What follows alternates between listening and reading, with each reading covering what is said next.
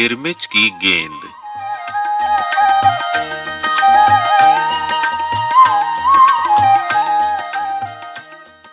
गर्मी की छुट्टियां थीं। दोपहर के समय दिनेश घर में बैठा कोई कहानी पढ़ रहा था। तभी पेड़ के पत्तों को हिलाती हुई कोई वस्तु धम से घर के पीछे वाले बगीचे में गिरी। दिनेश आवाज से पहचान गया कि वो वस्तु क्या हो सकती है। वो एकदम से उठकर बरामदे की चिक सरकाकर बगीचे की ओर भागा। अरे अरे बेटा, कहाँ जा रहा है? बाहर लू चल रही है। दिनेश की मां मशीन चलाते चलाते एकदम जोर से बोली, परंतु दिनेश रुका नहीं। उसने पैरों में चप्पल भी नहीं पहनी। जून का महीना था। धरती तवे की तरह तप रही थी, पर दिनेश को पैरों के जलने की भी चिंता नहीं थी। वो जहां से आवाज आई थी उसी ओर भाग चला। सामने की क्यारी में भिंडियों के ऊंचे ऊंचे पौधे थे। एक ओर सीताफल की घनी बेल फैली हुई थी। क्यारियों के चारों ओर हरे हरे केले के वृक्ष लहरा रहे थे। दिनेश ने जल्दी जल्दी भिंडियों के पौधों को उलटना पलटना आरंभ किया। जब वहां कुछ नहीं मिला तो उसने सारी सीताफल की बेल छान मारी।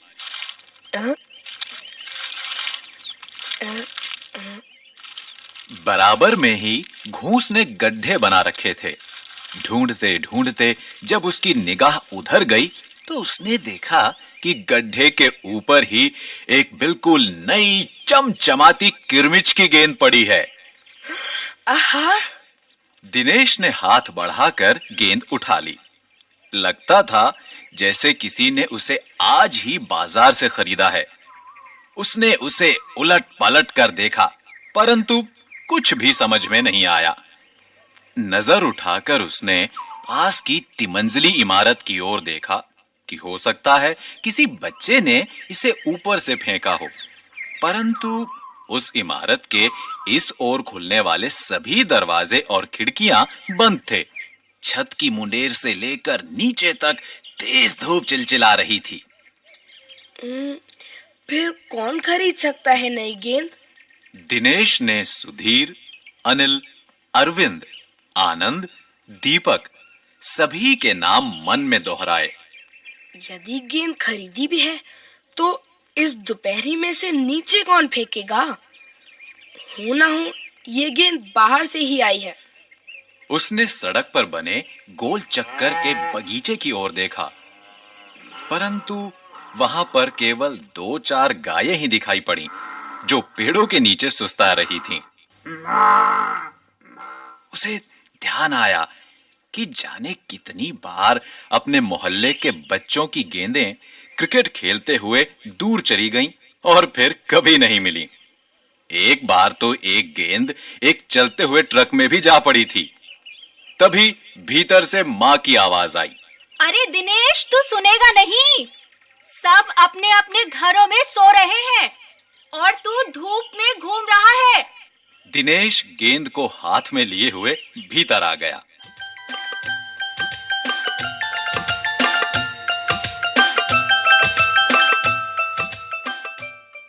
ठंडे फर्श पर बिछी चटाई पर वो लेट गया और सोचने लगा।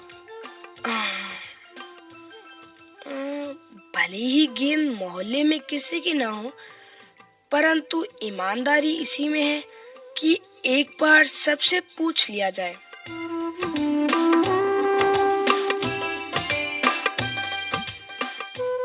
गर्मी की छुट्टियां थीं।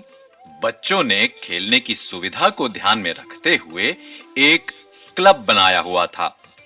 उस क्लब में सभी बच्चों के लिए बल्ले थे और गेंद खरीदने के लिए वे आपस में क्लब का चंदा देकर पैसे इकट्ठा कर लेते थे। शाम को सारे बच्चे इकट्ठा हुए।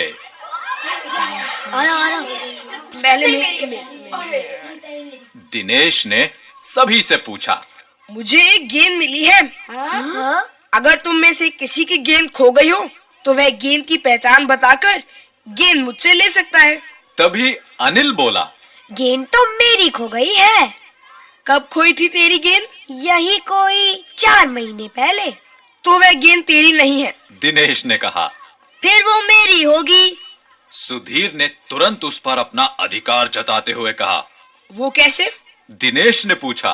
तू मुझे गेंद दिखा दे, मैं अपनी निशानी बता दूंगा। वाह, ये कैसे हो सकता है? दिनेश बोला। गेंद देखकर निशानी बताना कौन सा कठिन है? बिना देखे बता, तब जानूं। तभी ऊपर से दीपक उतर आया।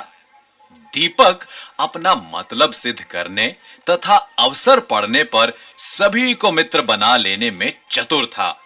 गेंद की बात सुनकर दीपक बोला, गेंद मेरी है। कैसे तेरी है? सभी ने एक साथ पूछा। कल ही तो तू कह रहा था कि इस बार तेरे पापा तुझे गेंद लाने के लिए पैसे नहीं दे रहे हैं। मेरी गेंद तो 5 महीने पहले खोई थी। दीपक ने कहा। जब बड़े भैया की शादी हुई थी ना, तभी सुनील ने मेरी गेंद छत पर से नीचे फेंक दी थी। दिनेश अच्छी तरह जानता था कि ये गेंद दीपक की नहीं है। दीपक की गेंद 5 महीने पहले खोई थी और ये कभी हो ही नहीं सकता कि गेंद 5-6 महीने पड़ी रहे और उस पर मिट्टी का एक भी दाग ना लगे। दीपक ने कहा, मैं कुछ नहीं जानता। गेंद मेरी है, वो मेरी है और सिर्फ मेरी है। अरे जा जा, बड़ा आया गेंद वाला। क्या सबूत है कि यही गेंद नीचे फेंकी थी? अनिल ने पूछा। दीपक ने कहा, हाँ, सबूत है। मुझे गेंद दिखा दो, मैं फौरन बता दूंगा। दिनेश ने देखा कि झगड़ा बढ़ रहा है। गेंद हथियाने के लिए दीपक सुधीर और सुनील का सहारा ले रहा है। वो जानता था कि यदि गेंद दीपक के पास चली गई तो ये तीनों मिलकर खेलेंगे। अच्छा, मैं गेंद ला रहा हूँ, परंतु जब तक पक्का सबूत नहीं मिलेगा मैं किसी को दूंगा नहीं। दिनेश ने कहा। गेंद आ गई। दीपक उसे देखते ही बोला, ये मेरी है, यही है मेरी गेंद। ये लाल रंग का निशान मेरी ही गेंद पर था। वाह, सभी गेंदों पर ऐसे ही निशान होते हैं। हाँ हाँ। अनिल ने दिनेश का साथ देते हुए कहा। दीपक ने फिर जोर लगाया। मैं अपने पापा से कहलवा सकता हूँ कि गेंद मेरी है। अरे जा, ऐसे तो मैं अपने बड़े भाई से कहलवा सकता हूँ कि गेंद दिनेश की है। अनिल ने कहा। कुछ भी हो, गेंद मेरी है। दीपक ने उसे धरती पर मारते हुए कहा। धरती पर टप्पा पड़ते हुए मेरी गेंद में से ऐसी ही आवाज आती थी। मेरे साथ बाजार चल, दुकानों पर जितनी गेंदें हैं सभी के टप्पे की आवाज ऐसी ही होगी। अनिल ने फिर उसकी बात काट दी। अच्छी बात है, तो मैं इसे सड़क पर फेंक दूंगा। देखूं कैसे कोई खेलेगा। अरे अरे अरे अरे अरे अरे रुक जा, अरे रुक जा। दीपक ने जैसे ही गेंद को सड़क पर फेंकने के लिए हाथ उठाया कि अनिल और दिनेश ने उसे पकड़ लिया। अब दीपक ने रुआ से होते हुए अपना अंतिम हथियार आजमाया। बोला, या तो गेंद मुझे दे दो, नहीं तो मैं इसके पैसे सुनील से लूंगा। अब तो सुनील, दीपक और सुधीर का गुट मजबूत होने लगा था। तीनों का ही कहना था कि गेंद दीपक की है और उसे ही मिलनी चाहिए। दिनेश तब तक चुप था। वास्तव में दिनेश का मन उस समय सबके साथ मिलकर उस गेंद से खेलने को कर रहा था। बोला, अब चुप भी रहो, झगड़ा बाद में कर लेंगे। अपने अपने बल्ले ले आओ, पहले खेल ले। हाँ, ये 5 मिनट के भीतर ही खेल आरंभ हो गया।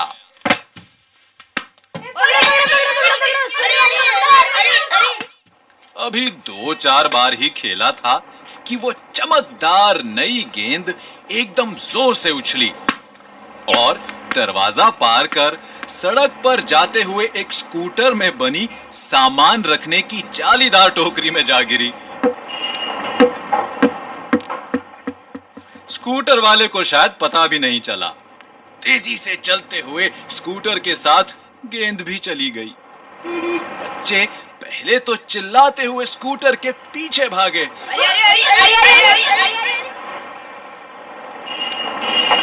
परंतु जल्दी ही सब रुक गए। वे समझ गए थे कि स्कूटर के पीछे भागना बेकार है। एक पल के लिए सभी ने एक दूसरे की ओर देखा और फिर सभी ठहाका मारकर हंस पड़े।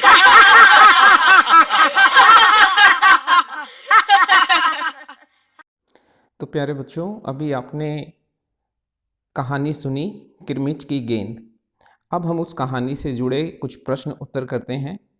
सबसे पहले है कहानी की बात। इसके अंदर हम सबसे पहला प्रश्न पढ़ते हैं। दिनेश की माँ मशीन चलाते चलाते बोली, बेटा कहाँ जा रहे हो?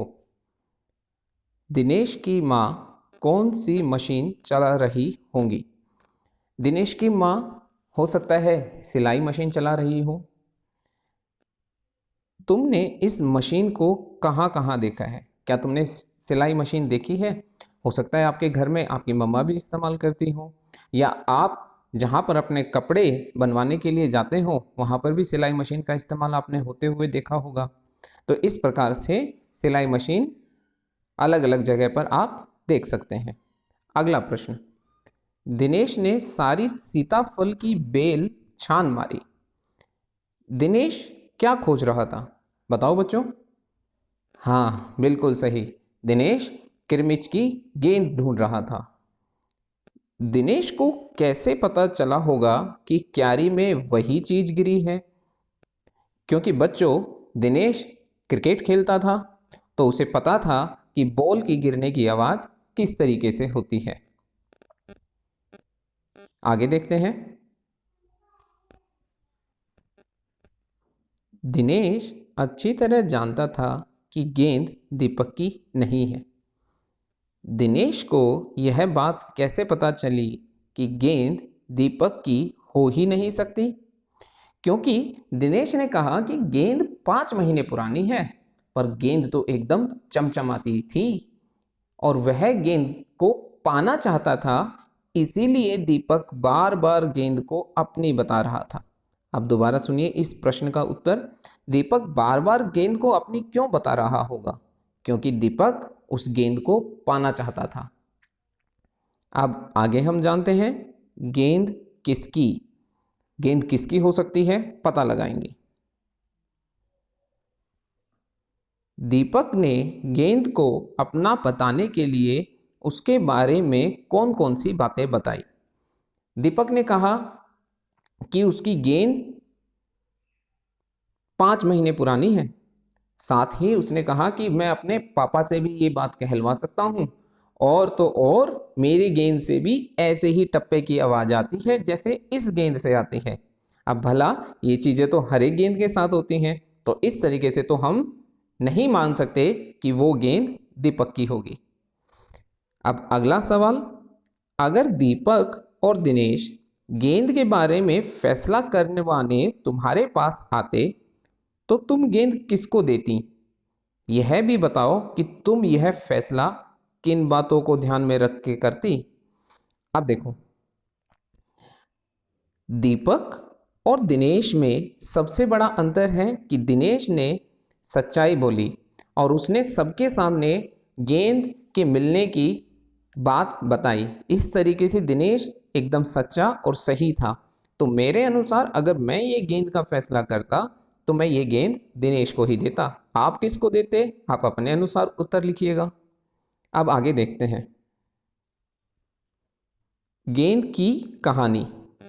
गेंद स्कूटर के साथ कहीं चली गई, उसके बाद गेंद के साथ क्या हुआ होगा, सोचकर बताओ।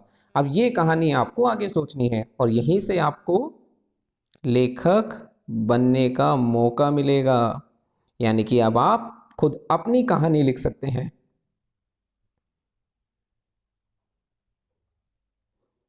अब आगे देखते हैं।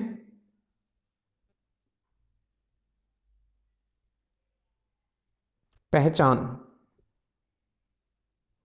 मान लो तुम्हारा कोई खिलौना घर में कहीं खो गया है तुमने अपने साथियों को घर पर बुलाया ताकि सब मिलकर उसे खोज लें। तुम अपने खिलौने की पहचान के लिए अपने साथियों को कौन कौन सी बात बताओगे?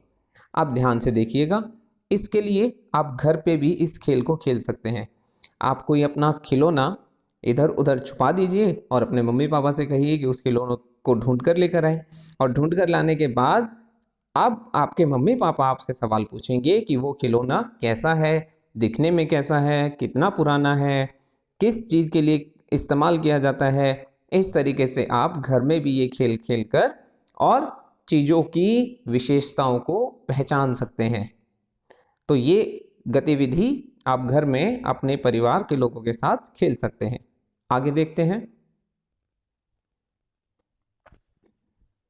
कहा, सामने की क्यारी में भिंडियों के ऊंचे ऊंचे पौधे लगे थे। यानी कि जो भिंडी की सब्जी है या जो भिंडी है वो पौधों के ऊपर लगती है। साथ ही एक और सीताफल की घनी बेल फैली हुई थी। सीताफल की बेल होती है और भिंडी का पौधा। बताओ और कौन कौन सी सब्जियां बेल और पौधों पर लगती हैं? तो चलिए इसका उत्तर हम ढूंढते हैं। बेल। बेल पर कौन कौन सी सब्जियां लगती हैं? सबसे पहले सीताफल, जो हम जान चुके हैं। इसके अलावा लौकी, वो भी बेल पर ही लगती है। तोरी, जिसे तोरैया भी कहते हैं और यहां पर जीका भी कहते हैं। परवल। इधर पौधों पर जो सब्जियां लगती हैं वो है भिंडी,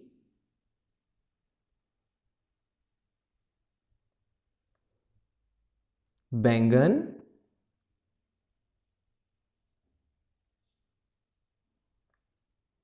गोभी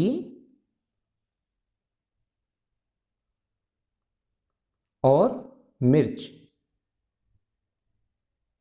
अगर आपने कोई दूसरे सब्जियां देखी हैं जिनके पौधे या बेल पर जो सब्जियां लगती हैं और वो इनसे अलग नाम है, तो वो भी आप अपनी कॉपी के अंदर लिख सकते हैं।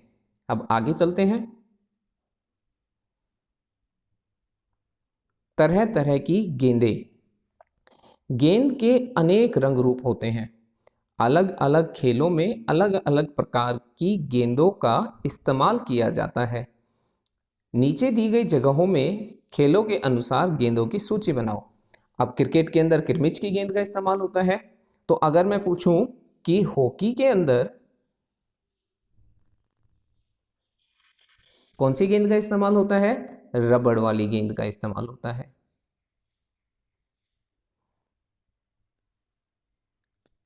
और अगर मैं कहूं कि टेनिस के खेल में कौन सी गेंद का इस्तेमाल होता है? तो प्लास्टिक की गेंद का इस्तेमाल होता है।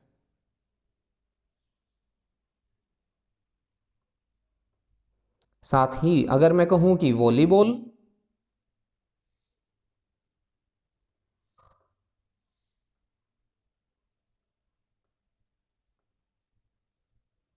तो उसमें चमड़े से बनी गेंद का इस्तेमाल होता है। तो इस तरीके से आप अलग अलग खेलों में इस्तेमाल होने वाली गेंदों के बारे में लिख सकते हैं। तो आप इसके अलावा भी अन्य कोई खेल जो आपने देखे हो जिनमें आपने अलग अलग तरीके की गेंदों का इस्तेमाल होते हुए देखा हो, तो आप उनके उदाहरण भी यहां पर लिख सकते हैं। अब हम आगे चलते हैं। खोजो आसपास। दिनेश चिक सरकाकर बरामदे की ओर भागा। चिक पर्दे का काम करती है, पर चिक और पर्दे में फर्क होता है। इन दोनों में क्या अंतर है? पता लगाओ। देखो बच्चों, जो ये चिक है इसको हम बांस की तिल्लियों से बनाते हैं, जबकि जो पर्दा है वो कपड़े से बनता है और चिक बांस की तिल्लियों से बनता है। आगे देखते हैं। इसी तरह पता लगाओ कि इन शब्दों में क्या अंतर है। टहनी और तना। बच्चों, पेड़ का जो बाहरी हिस्सा, जो मोटा सा हिस्सा बाहर की तरफ होता है, उसे हम तना कहते हैं। लेकिन साथ ही जो उस तने की बहुत सारी शाखाएं होती हैं और उन शाखाओं में जो छोटी सी पतली पतली डंडियां सी होती हैं, उन्हें हम टहनी कहते हैं। अब हम बात करते हैं पेड़ और पौधों के अंदर अंतर को समझने के लिए। पौधा छोटा होता है, पेड़ बहुत बड़ा होता है। पौधे का तना बहुत छोटा मजबूत नहीं होता है, जबकि पेड़ का तना बहुत अधिक मजबूत भी होता है। तो इस तरीके से पेड़ और पौधे के अंदर हम अंतर स्पष्ट कर सकते हैं। घूस और चूहा। चूहा बहुत छोटा होता है, साथ ही घूस बहुत बड़ा होता है। चूहा घरों के अंदर ज्यादातर देखने को मिलता है, लेकिन जो घूस है वो खेतों में, बगीचों के अंदर बिल बनाकर रहता है। अब हम आगे देखते हैं मुंडेर और चार दीवारी के अंदर अंतर।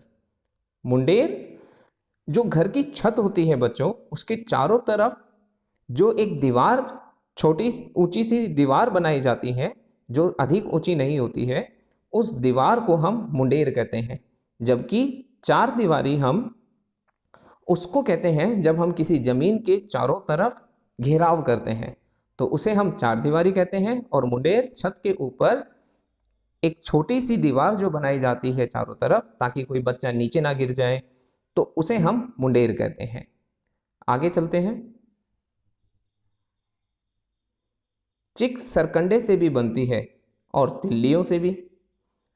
सरकंडे से और क्या क्या बनता है, अपने आसपास पता करो और लिखो। देखो बच्चों, सरकंडे से सूप बनता है। सरकंडे की मदद से टोकरी भी बन जाती है।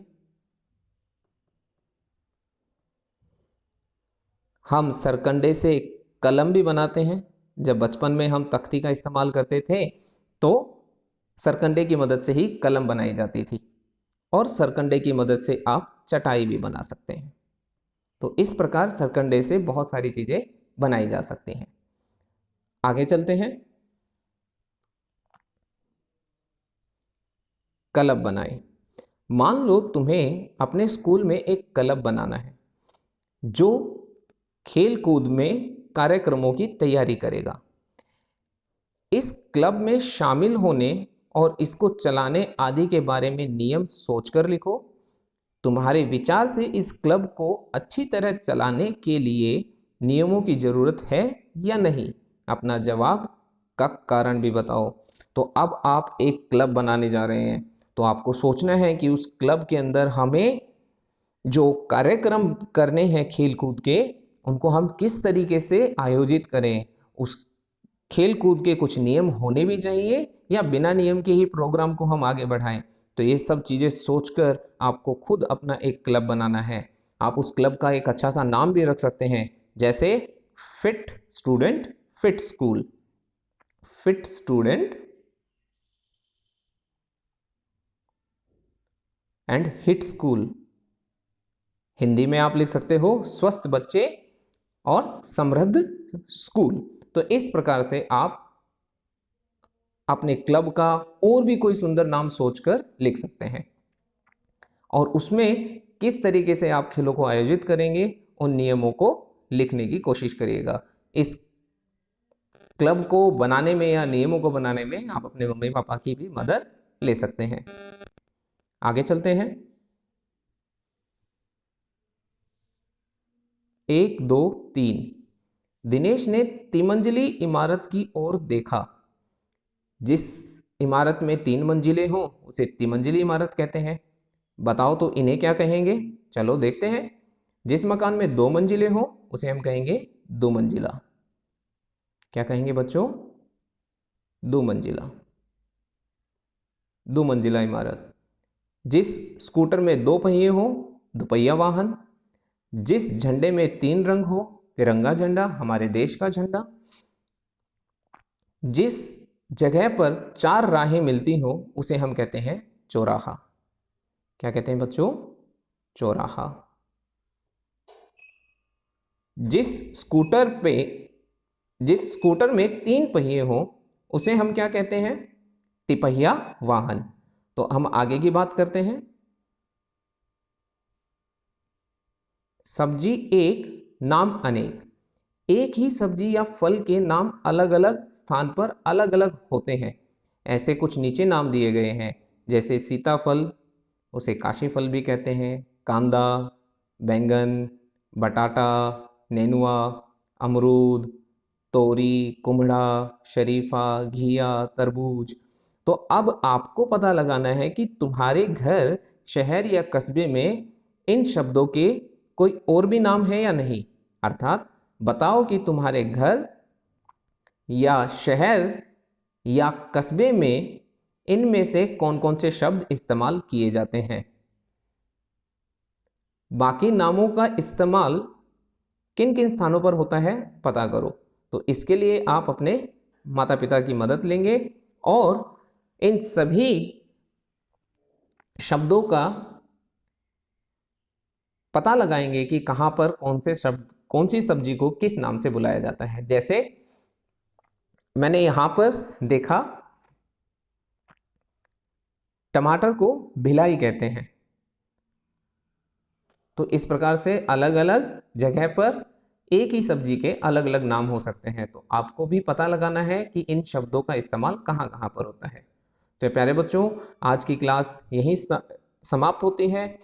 आपसे उम्मीद करता हूं कि आप इन सभी प्रश्नों के उत्तर अपनी कॉपी में या जहां जो पुरानी कॉपियां हैं आप उनमें भी उनके इन प्रश्न उत्तरों को लिख सकते हैं और घर पर रहकर भी पढ़ाई करते रहेंगे। इसी आशा के साथ अब मैं आपसे अलविदा लेता हूं। अब मिलेंगे हम अगली वीडियो में नए चैप्टर के साथ, नए सवालों जवाबों के साथ। तब तक नमस्ते, अपना ध्यान रखिए।